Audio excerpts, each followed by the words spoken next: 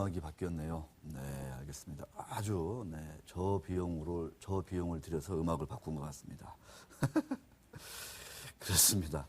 이 컵도요, 이게 종이컵입니다. 검소한 방송을 하고 있죠, 우리가 이렇게. 자, 첫 번째 얘기는 뭐냐? 기고만장 기자실의 추적입니다. 추적. 뭘 추적했냐? 연초 되면은 일부 상장사들이 이 실적 전망 공정 공시를 하죠. 그래서 올해 우리 회사가 이 정도의 매출과 이익을 내겠다 이렇게 자발적으로 공정 공시하게 되어 있습니다. 근데 이 공정 공시할 때는요, 객관적인 근거를 아마 거래소에 제출하도록 되어 있나요? 그좀 확인해 봐야 되겠네요. 아마 거래소가 기업들이 원한다고 해서 이 공정 공시를 받아주지는 않습니다. 그래서 근거가 있어야 될 것 같아요. 있어야 공시를 할 수 있게 되는데, 제가 이제 상반기 지나가지고 벌써 이제 9월이고 좀 있으면 이제 추석 지나면 9월도 가고 이제 얼마 안 남지 않습니까? 이제 4분기밖에 안 남는데, 그래서 몇몇 기업들이 이제 공정 공시를 했고, 그래서 과연 이 약속, 일종의 약속이죠. 이 정도를 우리가 실적을 내겠다. 투자자들과 약속인데 과연 잘 지켜주고 있을까? 이런 추적을 해봤습니다. 대표적인 두 회사를 뽑았죠. 이렌텍과 모베이스.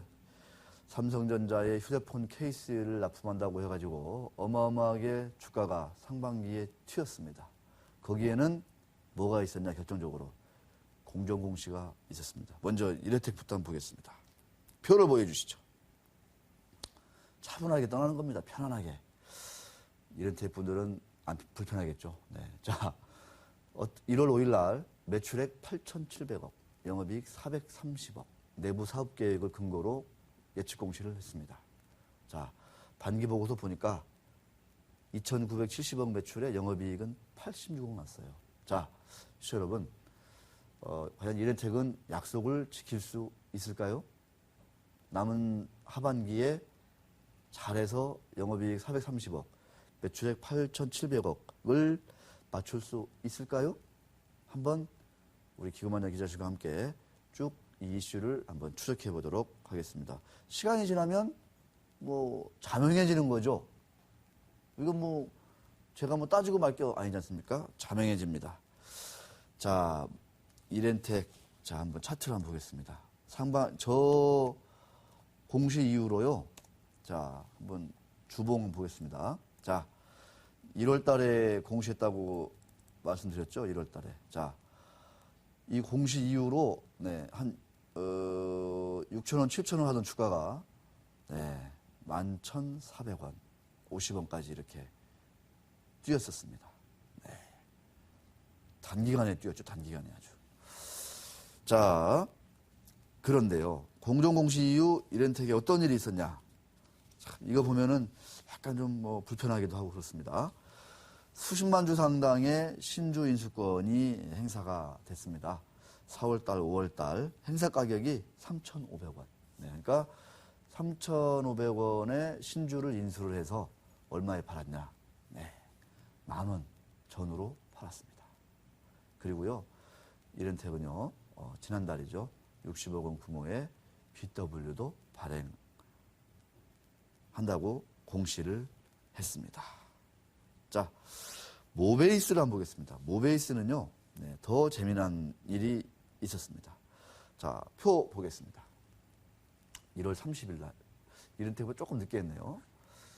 매출액 3,950억, 영업이익 395억 원, 순이익 380억 원, 올해 내겠다. 이렇게 공시를 했습니다.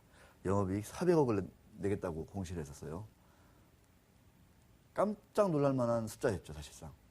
자, 그런데 반기 지나고 나니까 영업이익이 100억 원, 네, 400억 내겠다고 했는데 반기 동안에 100억 벌었습니다. 나머지 하반기에 300억 벌어야 약속을 지킬 수가 있죠. 모베이스의 차트를 한번 보겠습니다. 자, 1월 달에 공시를 했죠. 날라갔습니다. 주가가요. 한 2,000원, 네, 3,000원 하던 게 13,000원 이렇게 하던 게 고점은 네, 25,800원으로 이렇게 영웅문에서 얘기를 해주네요. 네. 자, 저렇게 뛰었죠. 왜냐하면 큰 이익을 내지 못하던 회사가 올해 베트남 휴대폰 케이스 공장에서 바로 찍어서 삼성전자에 납품하면은 어마어마한 이익이 난다. 이렇게 공시를 한 거예요. 그러니까 거의 뭐 공시하고 나서도 100%가 날아갔죠. 자, 그 이후에 어떤 일이 있었냐. 주가가 날아가는 와중에 내부자들이 많이 팔았습니다. 손병준 대표의 부인이신 조혜숙 씨가 22만 5천 주, 3월 달에는 21만 주를 각각 저 가격에 팔았어요. 시간 외 거래로. 아마 기관들에게 팔았을 것 같아요. 기관들에게. 손병준 대표는 30만 주를 팔았습니다. 네, 팔았죠. 팔았습니다. 그래서 팔고 났는데 주가는 다시 거의 이제 제자리로 가고 있어요. 근데 그렇습니다. 공정공시 이후로 주가가 뛰었고 내부자들은 팔았고 주가는 다시 실적이 별로네? 예상처럼 안 나오네? 이러면서 다시 제자리로 가고 있습니다. 무슨 일이 벌어진 걸까요? 시청자 여러분. 네, 그렇습니다. 그렇다고요. 네. 네, 자, 내부자들이 잘 고가에 파셨어요. 특히 손병준 대표님. 네, 2만 원 넘는 가격에 잘 파셨습니다. 자, 주가 오르니까 파실 만한 이유가 충분히 생기신 거겠죠. 네. 아마 많은 분들이 재미를 봤을 것 같고 또 그에 상당한 씁쓸함을, 쓴맛을 또 많은 분들이 봤을 것 같습니다. 자, 공정공시 전후로 이런저런 일들이 일어나고 있습니다. 자, 관련된 좀 재미난 케이스를 알고 계신다. 저희 기고만장 기자실에 제보를 해주시면 저희가 또 이렇게 명료하게, 심플하지 않습니까? 네, 말씀드리도록 하겠습니다. 자, 이어서 또 어떤 말씀을 드리고자 하면은, 네, 시청자 여러분들이 게시판에 올려주신 사연을 또 처리해드리도록 하겠습니다. 잘 들어주시면 피가 되고 살이 된다. 저는 그렇게 개인적으로 판단을 해봅니다. 자, 사연부터 한번 보도록 하겠습니다. 네, 이거 제가 읽는 건가요? 네, 물 한 모금 먹고. 네. 자, 우리 오예 위기자님이 저는 이제 정석 투자, 가치 투자 하시는 줄 알았어요. 옛날부터 좀 글을 몇 번 올려주셨는데, 장문의 글을 2번 올려주셨는데, 요약을 해보겠습니다. 왜 기고만장 기자실은 자본 총계만 이렇게 막 들이밀면서 시가총액하고 비교를 하나요? 도대체 자본 총계가 무엇이길래 이렇게 절대적으로 중시합니까? 막 이러면서 저한테 항의를 해주셨어요. 가치주에 대한 개념, 우리 유 반장이 헷갈리시는 거 아니냐고. 왜 뭐 몇 년에 걸쳐서 이익 매출 성장률이 얼마고 이익 성장률이 얼마고 이익이 얼마나 늘어나는지 이런 거는 왜 강조를 안 해주시냐 이렇게 말씀을 해 주셨습니다. 이게 첫 번째 사연이세요. 자, 그래서 저는 이렇게 얘기를 드리고 싶습니다. 저는 그래서 이제 저분은 오해 위기자님은 자본 총계는 총투자 개념 아니냐 뭐 이렇게 얘기를 하는데 총투자라고 하기엔 조금 오해가 있는 것 같고 제가 보기엔 자본 총계는 그러니까 자산에서 부채를 뺀 거예요. 자산에서 부채 뺀 거기 때문에 회사의 실질적인 그 순자산 값어치다, 순값어치다 이렇게 좀 저는 말씀드리고 싶어요. 네. 가지고 있는 현금, 뭐 유가증권, 부동산, 뭐 설비, 뭐 등등등등등 해서 부채, 뭐 차입금이라든가 뭐 빚진 거 있잖아요. 그런 걸 뺀 거죠. 자, 그런데요, 저는 자본 총계만을 절대 보지는 않습니다. 근데 왜 자본 총계가 중요하냐면 안전한 투자를 하자 이렇게 저는 강조드리고 싶습니다. 왜 안전성을 중시해야 되냐? 안전한 투자를 해야 잃을 확률이 줄어드는 거죠. 잃을 확률이 줄어들어야 벌 수 있는 확률이 늘어나는 거고 벌어야 자산이 늘어나는 거 아니겠습니까? 아주 상식적인 얘기를 제가 드리는 거예요. 자본 총계 매우 매우 중요합니다. 자본 총계 정말 중요해요. 회사가 주식도요 역사가 있는 겁니다. 역사가 설립된 지 뭐 한 10년이 채 안 된 회사가 갑자기 성장을 막 폭발적으로 한다 해가지고 주가가 팍 올라요. 이런 주식이요 매우 위험합니다. 설립된 지 30년, 40년, 50년 돼가지고 막 창고에 돈, 땅 막 쌓는 회사가 근데 업황이 별로 안 좋아가지고 돈 버는 게 별로예요. 이익이 별로 안 늘어요. 그런 회사들 별로 안 좋아하잖아요. 우리나라 투자자들, 개미 투자자들. 그런 회사들을 눈여겨보셔야 됩니다. 그런 회사에서 기회가 생깁니다. 그래서 저는 자본 총계 대비 시가총액을 나타내는 지표가 바로 PBR 아니겠습니까? 주가 순자산 배율, PBR. 무조건 중시해야 됩니다. 왜? 투자의 안전성을 높여주고 또 느린 호흡의 장기 투자가 가능하고 실질적으로 내가 부자가 될 수 있는 재테크가 가능하다. 자, 그 다음 그림 보겠습니다. 이 얘기를 제가 한번 보겠습니다. 실질적으로 재테크가 가능하다. 자, 1,000만 원 가지고 싸이의 DI를 살 수가 있을까요? 있다고 봅니다. 조금 용기를 내면. 근데 1억 가지고요, DI 지를 수 있나요? 없습니다. 제가 볼 때는요. 자, 기고만장 기자실에서 숱하게 경고를 했죠. 젠백스 비롯해서. 상식의 바탕으로 안정성을 중시한 투자를 하자라는 게 일관된 얘기입니다. 젠백스 얼마나 많이 빠졌나요? 근데 지금도 많은 분들이 무언가 있을까 이렇게 좀 기다리고 있습니다. PBR 개념, 안정성의 바탕을 둔 투자 개념, 그리고 정석 투자의 개념에서 보면 상당히 기준에 부합하지 않다 이렇게 볼 수 있습니다. 그래서 어떤 회사가 그런 정도에서 기준에 부합을 하냐? 제가 몇 번 말씀드린 이 아세아 시멘트. 제가 다시 말씀 안 드려요. 반기 보고서 보면요.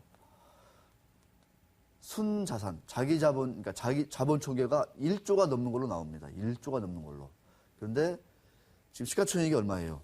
자, 아세아. 제가 4만 원대부터 얘기를 했던 것 같은데, 아세아 시멘트는 지금 8만 5,900원입니다. 현재가. 그런데도 불구하고 지금 시가총액이 얼마냐? 한번 보겠습니다. 저도 요새 잘 안 보니까 얼마인지 잘 모르겠네요. 자, 시가총액이 이제 겨우 4천억 넘었습니다. 배가 올랐는데 시가총액이 4천억을 넘었어요. 그런데 자기 자본은 얼마라고요? 1조가 넘습니다. 그러니까 PBR이 아직도 0.5가 안 된다는 거죠. 이런 PBR을 중시하는 투자, PBR의 바탕을 둔 안정적인 가치 투자의 백미가 아닐까요? 우리 시청자 여러분은 어떤 생각을 하신지 모르겠습니다. 자, 우리 그 대부분 그래서 제가 말씀드립니다. 성장성은 안 보느냐? 봅니다. 그런데 비중을 주는 거죠. 자산가치, 수익가치, 성장가치. 그러니까 과거, 현재, 미래가치, 수익가치. 이거 다 따지지 않습니까? 과거, 현재, 미래의 가치를 다 따져서 종합을 해가지고 기업의 실질적인 가치를 따지는 게 정확한 기업 밸류에이션입니다. 그렇다면 저는 이렇게 보는 거죠. 자, 자산가치 한 3 내지 4, 수익가치 한 2 내지 3? 3 정도? 그러면 미래가치, 성장가치 한 2 정도. 낮게 해준다는 거, 낮게. 왜냐? 성장성은요, 제가 쭉 탐방도 다녀보고, 애널리스트 얘기 들어봤더니, 성장성은 따지기가 힘들어요. 이 회사가 5년 뒤에 지금의 매출의 배가 된다. 이런 얘기를 실질적으로 적중할 가능성이 있을까요? 전망이 어렵습니다. 확률이 떨어진다는 거죠. 성장성 예측이 근데 적중을 하면 대박이 날 수 있겠죠, 사실상. 왜냐하면 많은 투자자들이 저 성장성만 보니까 근데 나는 성장성 예측을 잘해. 그러면 대박 나겠죠. 그렇죠? SEM 오르기 전에 1,000원도 안 될 때 내가 성장성 예측을 잘해. 그래서 SM이 이수만 씨 회장 보니까 대박 날 것 같아.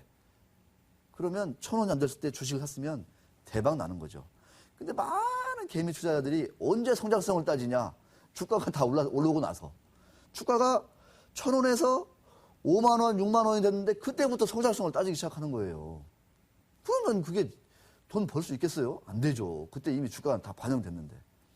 성장성을 따지는 분들이 워낙 많다 보니까 주가가 이 회사가 조금 성장한다 그러면 이미 반영돼 버려요. 그냥 난리 납니다. 난리 나. 그러니까 대부분 투자자들은 대다수 투자자들은 막차 타는 거죠. 저는 그래서 그런 함정에 빠지지 말자 이렇게 말씀드릴 수 있습니다. 심지어 대한민국의 애널리스트조차도 가장 중시하는 게 뭐냐? 성장성이에요. 성장성. 컴투스 한번 볼까요? 컴투스 제가 몇 번 말씀드렸잖아요. 기고만장 기자실처럼 컴투스 정말 조심해야 된다 한 그런 주장을 한 방송이 있나요? 대한민국에? 전 세계에? 없죠. 없습니다. 애널리스트들이 지난 1년간 300개에 가까운 리포트를 통해서 매수를 부르짖었어요. 컴투스. 성장성은요, 이 차트 보겠습니다. 성장성. 컴투스의 성장성이 가장 많이 부각되는 때는 주가가 5만원, 6만원일 때입니다. 요때. 이때는요, 성장성 얘기하는 사람들 별로 없습니다. 그래서 성장성을 잘 따지는, 예측하는 소수의 투자자들이 아마 많이 벌 것 같아요, 저는. 그런 투자자들이 수천억, 수백억 법니다.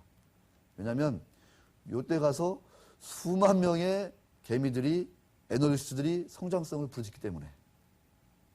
주가는 어떻게 돼요? 꼬로로로로. 반토막 나는 거죠. 반토막이 아니죠. 7만 6천 원짜리가 뭐 2만 5천 원까지 갔으니까. 네. 기고만장 기자실의 종목 탐험도 성장성을 중시합니다. 하지만 자신이 없어요. 자신이. 겸손한 거죠. 확률도 낮고 성장성 예측이 어렵기 때문에 비중을 그럴 바에야 적게 두자. 10에서 한 2 정도만을 이 미래가치, 성장성을 좀 비중을 두자. 이렇게 말씀을 드리는 거죠. 자, 얼마 전에 제가 야심작 했던 거 있지 않습니까? 현대하이스코와 다른 몇 개죠? 기업이 17개인가요? 예, 17개 기업의 시가총액 비교. 네. 다시 한번 보겠습니다. 제가 잘했다는 게 아니에요. 자, 보겠습니다. 9월 4일 기준. 자, 시가총액이 저 17개가 합쳤더니 자기 자본은 2조가 좀 안 되는데 시가총액은 7조가 된 거예요. 7조가. 자, 엄청 준 거죠. 엄청 줄어. 자, 그래서 쭉 보겠습니다. 얼마나 많이 빠졌는지 쭉쭉쭉쭉쭉쭉. 네, 엄청나게 좀 빠졌어요. 엄청나게. 쭉쭉쭉쭉쭉쭉. 네, 엄청나게 빠졌지 않습니까? 네. 자, 반면 자, 또 한번 보겠습니다. 네, 저런 기업들 참 많이 빠졌어요. 정말. 제대로 올라간 기업들이 없어요. 6월 5일 대비 따져보니까요. 제가 처음 얘기한 게 6월 5일인가 아마 그럴 거예요. 그래서 비교를 한 거죠. 네.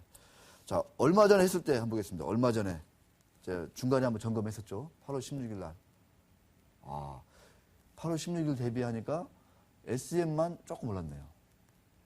그러니까, 네. 조이시티, JC라고 했던 거, 네. 조이시티도 좀 올랐네요. 네. 오른 기업도 있군요. 당연히 빠진 기업도 있으니까 오른 기업 다 있는 거죠. 대체적으로 보면 빠지더라. 시가총액도 한 4천억 정도가 줄었네요. 이에 비해 현대하이스코는 어떻습니까? 현대하이스코 보겠습니다. PBR에서 그렇게 부담이 안 됐던 현대하이스코. 6월 5일 대비 17개는 18%가 빠졌는데 현대하이스코는 23%가 올랐습니다. 8월 16일 대비로도 현대하이스코는 8%가 올랐습니다. 제가 뭐 이렇게 아시아 시멘트처럼 구닥다리 기업만 얘기한 게 아니에요. 이렇게 현대하이스코처럼 PBR이 1이 넘지만 성장을 잘할 것 같은, 탄탄하게 성장할 것 같은 현대기아차 그룹의 계열사도 제가 한번 얘기를 해봤습니다. 3분 남았습니다. 그 다음 얘기하겠습니다. 오예위 기자님이 DI가 난리치고 오르는데 그만한 이유가 있다. 이렇게 반박을 해주셨어요. 어떤 반박이었냐면 싸이가 음반을 발매하고 할 거다. 하고 했다? 팔리고 있다? 인기 순위가 빌보드의 매주다. 이러이러한 그 이슈가 일 때마다 DI는 움직일 수밖에 없다. 파괴력 있는 모멘텀이 DI의 배후에는 존재한다. 주가가 춤을 출 수밖에 없다. 널뛸 수밖에, 날아갈 수밖에 없다. 이러한 이벤트와 뉴스를 예상하면서 대응을 하면 된다. 이렇게 반박을 해 주셨습니다. 저는요, 너무너무 안타깝다. 이런 말씀 드리고 싶습니다. 싸이가요, 그래서 빌보드 정상에 올랐다. 이게 DI의 기업 가치에 어떤 영향을 주죠? 줍니까? DI가 싸이의 앨범이라도 파나요? 아니에요. DI는 이익이 잘 안 나는 반도체 장비 회사일 뿐입니다. 테마에 파묻힌 후진적 문화의 총체다. DI의 폭등은 저는 그렇게 봅니다. 실체가 없다는 거죠. 싸이의 인기, DI의 가치, 연관성이 없습니다. 그러니까 싸이의 부친이 DI의 회장인 거는 사실이죠. 그건 명백한 사실입니다. 자, 그러나 기업과 싸이의 인기는 관계가 없습니다. DI가 싸이를 앞세워 엔터 사업을 시작한다. 만약에 그러면 DI가 대박일까요? 아니죠. YG 엔터는 어쩌라고요? 네, 그런 일이 일어날 수가 없는 거죠. 자, KC텍과 DI를 얼마 전에 비교해 드렸는데 한번 보겠습니다. 표를. 네, 반기죠, 반기. DI요, 이익이 안 나요. 매출도 작아요. 아까 말씀드린 자본 총계는 KC텍의 절반이에요. 그런데 시가총액은 오히려 2배죠. 그러니까 PBR이 4배가 되는 거예요. 저는 저 시가총액이 거꾸로 되어도 할 말이 별로 없다. 이렇게 말씀드리고 싶습니다. 자, 탐험 요새 좀 없다고 그래가지고 제가 한번 좀 길게 스페셜, 1000회 시즌을 맞이해서 탐험 스페셜 해봤습니다. 또 원하시면 가끔씩 해드리도록 하겠습니다. 수고하셨습니다.